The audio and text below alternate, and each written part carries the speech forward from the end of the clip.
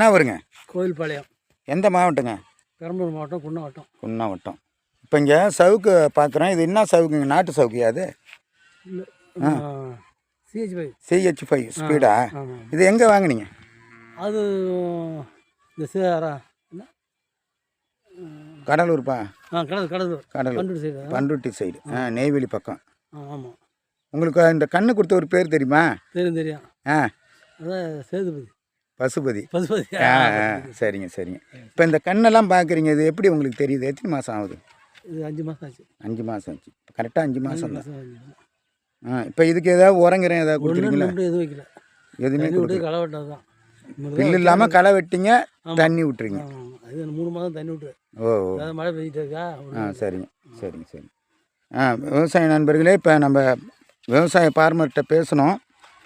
இப்போ அண்ணன் பேர் வந்து ராஜேந்திரன். இப்போ அதை பார்க்குறீங்க கீழே இருந்து. இப்போ 5 மாதத்து கன்று. இப்போ கிட்டத்தட்ட வந்து அண்ணா 5 அடி இருக்கும். இப்போ ஒரு 7 அடி போல் துளிர் எடுத்துருக்குது தொடர்ச்சியாக. இப்போ கவாத்து பாயிருது, அதாவது பக்க கிளையை ஒடிக்கிறதுக்காக தான் இப்போ நம்ம இந்த ஃபீல்டுக்கு வந்திருக்கிறோம். அவங்க இது வரைக்கும் வந்து ரசாயன உரம் எதுவும் கொடுக்கல. ஏன்னா கொடுக்கக்கூடாது. இயற்கையாக மண்ணில் இருக்கிற சத்தை எடுத்து இப்போ இது வளர்ந்து வந்துருக்குது.